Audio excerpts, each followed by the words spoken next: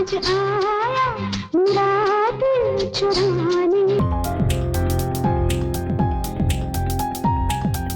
50 দশকের শেষ লগ্নে বলিউডের রূপালী পর্দায় দারুণ জনপ্রিয়তা অর্জন করেছিলেন একসময়ের বরেণ্য অভিনেত্রী মুমতাজ।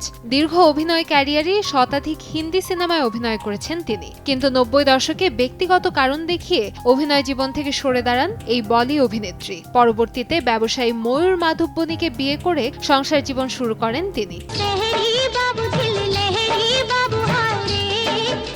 ভারতের এই মুসলিম অভিনেত্রী এবার আলোচনায় উঠে আসলেন দাম্পত্য জীবন ও ধর্ম নিয়ে খোলামেলা কথা বলে।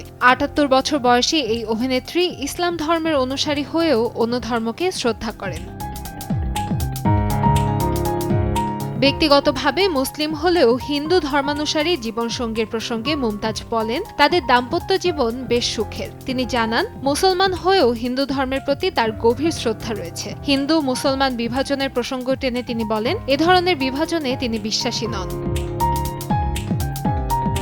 সাক্ষাৎকারে বহু বিবাহ প্রসঙ্গেও নিজের অবস্থান স্পষ্ট করেন মুমতাজ। তিনি বলেন, অনেক মুসলিম পুরুষ একাধিক বিয়ে করে পরে স্ত্রীদের ছেড়ে দেয়, যা সমর্থন করেন না তিনি। তার মতে, যে কোনো ধর্মেই বহু বিবাহ গ্রহণযোগ্য হওয়া উচিত নয়। নারীর অধিকারের কথা উল্লেখ করে তিনি বলেন, একটি সম্পর্কে নারীর অধিকার ও অনুভূতির প্রতি সম্মান থাকা জরুরি। একজনকে ছেড়ে আরেকজনকে বিয়ে করা তিনি ভুল বলেই মনে করেন।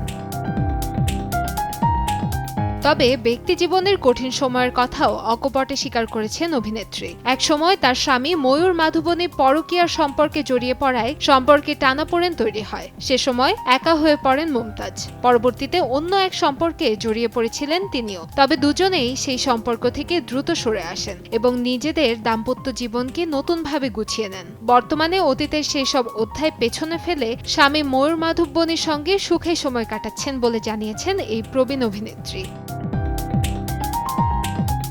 কান্তাময়ী স্নেহা, সময় সংবাদ।